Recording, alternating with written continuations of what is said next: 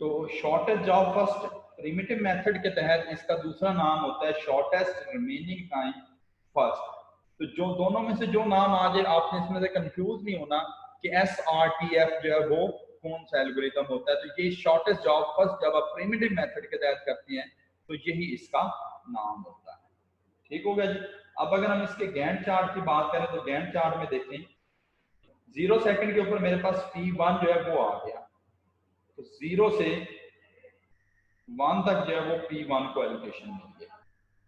ठीक होगी जी। 0 पे मेरे पास P1 है और 1 के ऊपर मेरे पास एक और नया आ गया P2। ठीक हो गया जी। अब देखें यहां पर अब थोड़ी सी बात जो है अब आपने देखनी होगी। देखें जी 0 के ऊपर P1 है, ठीक हो गया। 1 के ऊपर जब मैं पहुंचा मेरे पास दो प्रोसेस आ गए P1 और P2। अब मैंने दोनों का कंपैरिजन करना है P1 का और P2 का। P1 जब वो अपना 1 सेकंड पूरा कर चुका इसका ब्रश टाइम रह गया 7। P1 का ब्रश टाइम है 7, P2 का ब्रश टाइम है जी 4। तो दोनों में से कम टाइम किसका है?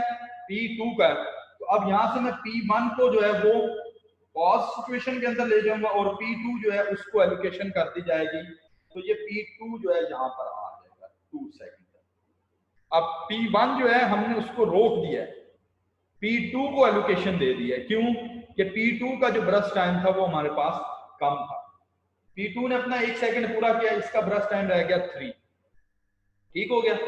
जब मैं 2 के ऊपर पहुंचे हूं मेरे पास एक और नया प्रोसेस आ गया P3।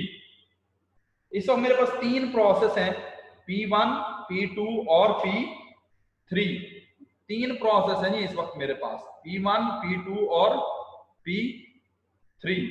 अब मैंने देखना है इसमें से मैंने किसको एलोकेशन देखनी है। P1 का ब्रश टाइम है 7, P2 का ब्रश टाइम है 3, P3 का ब्रश टाइम है 2। तो जाहिर बात है P3 का ब्रश टाइम कम है तो मैंने P3 को एलोकेशन दे देनी है। तो 2 से 3 जो है वो P3 होगा, तो P3 का 1 सेकंड कम होगा तो ये इसका ब्रश टाइम रह जाएगा 1। ठीक हो गया। जब मैं 3rd सेकंड के ऊपर पहुंचा तो मेरे पास एक और नया प्रोसेस आ गया P4। मतलब अब मेरे पास 4 प्रोसेस हो गए हैं P1, P2, P3 और P4। अब मैंने देखना है इनमें से सबसे शॉर्टेस्ट टाइम जो है वो किसका है। अब दोनों में से सबसे शॉर्टेस्ट टाइम जो है वो P3 का और P4 जो है इन दोनों का टाइम जो है वो इक्वल आ गया है। अब यहाँ पे दोबारा कंफ्यूजन क्रिएट हो जाती है कि अगर दोनों का इक्वल टाइम होगा फिर क्या करेंगे। तो जो पहले आया होगा हम उसको पहले, अब हमने अराइवल टाइम के ऊपर चला जाना है। अब देखें P3 का और P4 का ब्रश टाइम जो है वो इक्वल आ गया है। जब दोनों का ब्रश टाइम इक्वल हो जाए फिर हम अराइवल टाइम के ऊपर चले जाते हैं। तो P3 का अराइवल टाइम 2 है और P4 का अराइवल टाइम जो है वो 3 है। तो अब हम एलोकेशन जो है वो P3 को करेंगे। तो 2 से 3 और 3 से 4 जो है वो P3 तय करेगा। तो P3 का टाइम जो है वो पूरा हो गया तो ये क्यू में से निकल जाएगा। ठीक होगी जी बात। लेकिन जब मैंने 4 सेकंड पूरे किए, चौथे सेकंड के ऊपर मेरे पास एक और प्रोसेस आ गया P5। अब मेरे पास 4 प्रोसेस हो गए P1, P2, P4 और P5। अब देखना है इनमें से सबसे कम टाइम जो है वो किसका है।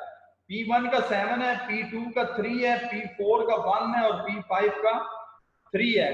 तो P4 का टाइम जो है वो सबसे कम है तो मैं P4 को एलोकेशन दे दूंगा। 4 से 5 जो है वो P4 जो है वो तय करेगा। तो इसने अपना 1 सेकंड पूरा किया, ये क्यू में से निकल गया क्योंकि इसका ब्रश टाइम था ही 1। ठीक होगी जी बात। जो ही मैं 5 के ऊपर पहुंचा मेरे पास एक और नया प्रोसेस जो है वो आ गया। ठीक हो गया। एक नया प्रोसेस पहुंचा मेरे पास जिसका नाम था P6। 5 के ऊपर मैं पहुंचा हूं तो मेरे पास आ गया P6। अब मेरे पास आ गया P1, P2, P5 और P6। अब मैंने देखना इनमें से सबसे कम टाइम जो है वो किसका है। तो मेरे पास सबसे कम टाइम जो है वो P6 का है तो मैं P6 को एलोकेट कर दूंगा। 5 से 6 जो है वो मेरे पास P6 जो है इसका टाइम चलेगा। ठीक होगी जी बात। अब इसके बाद 6 सेकंड के ऊपर और कोई प्रोसेस नहीं आना। चूंकि इसका ब्रश टाइम जो है वो बाकियों की निस्बत कम है, तो ये पूरा करेगा 6 से 7 जो है वो भी P6 तय करेगा। ठीक होगी बात। तो P6 जो है इसका टाइम भी पूरा हो गया। अब मेरे पास रह गया P1, P2 और P3। अब देख P5, अब देखना इनमें से सबसे कम टाइम किसका है।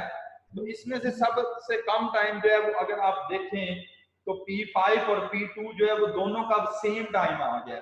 अब P2 और P5 का ब्रश टाइम जो है वो सेम है। तो जब हमारे पास ब्रश टाइम सेम आ जाता है तो हम चले जाते हैं इसके अराइवल टाइम के ऊपर। अगर हम देखें तो अराइवल टाइम के अंदर P2 जो है इसका अराइवल टाइम पहले है और P5 का अराइवल टाइम जो है वो बाद में है। तो मैं पहले P2 को एलोकेशन दूंगा। अब P2 का अराइवल टाइम 1 था और P5 का अराइवल टाइम 4 था, लेकिन ब्रश टाइम दोनों का सेम होने की वजह से मैंने P2 को जो है वो एलोकेशन दे दी। अब P2 जो है वो अपने 3 सेकंड पूरे करेगा, 7 से लेके 10 तक जो है वो P2 करेगा, यानी कि 7 से 8, 8 से 9 और 9 से 10 जो है वो P2 जो है वो अपनी वर्किंग जो है वो पूरी करेगा। ठीक होगी बात। इसके बाद अब हमारे पास बच के दो ही प्रोसेस P5 और P1। तो P5 का टाइम जो है वो कम है, तो अब मैं P5 को एलोकेशन दे दूंगा। तो P5 जो है वो अपनी एलोकेशन करेगा, P5 अपनी एलोकेशन करेगा। तो P5 जो है वो 10 से लेके 13 तक चलेगा। ठीक होगी ये बात, क्लियर यहां तक। इसके बाद P5 से अब P1 है, तो P1 1 सेकंड पूरा कर चुका था, अब इसके 7 सेकंड जो है वो और पूरे होंगे। तो P1 अपने 7 सेकंड पूरे करेगा, तो ये चला जाएगा 20 के ऊपर। ठीक हो गया।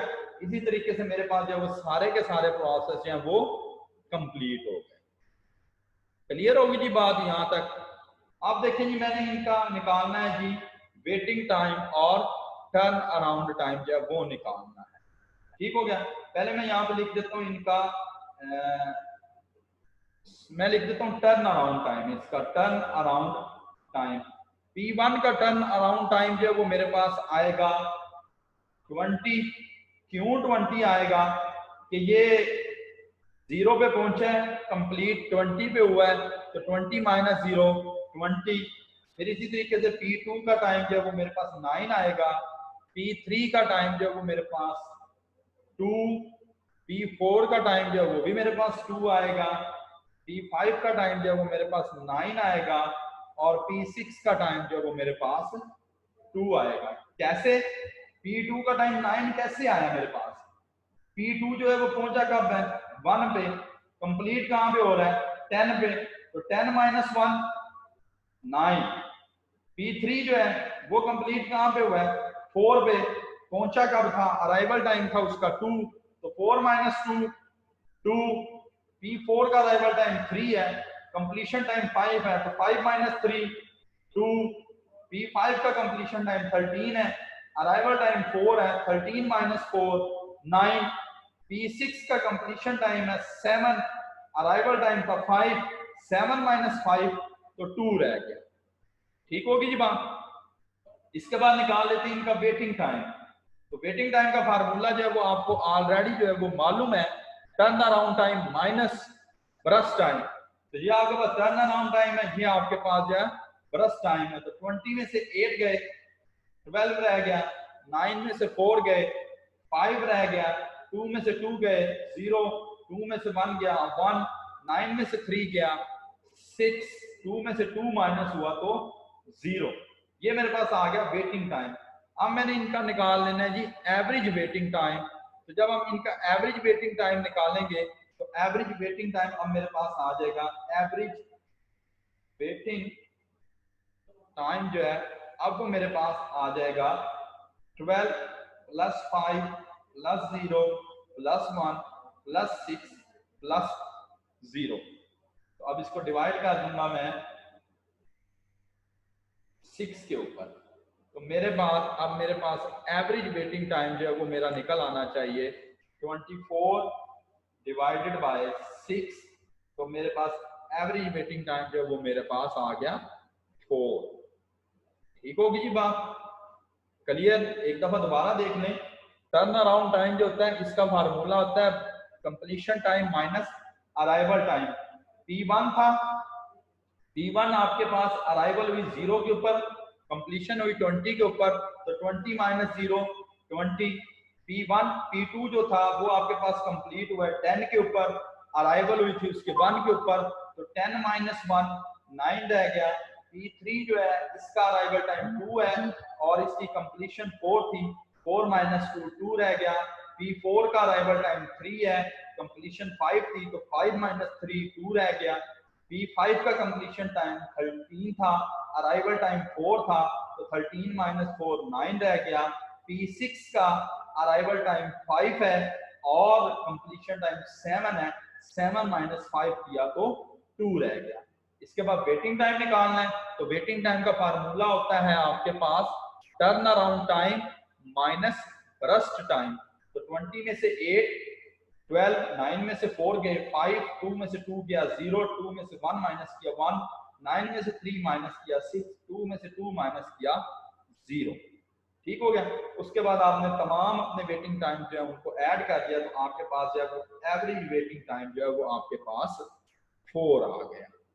क्लियर होगी जी बात। ये था हमारे पास प्रिमिटिव मेथड के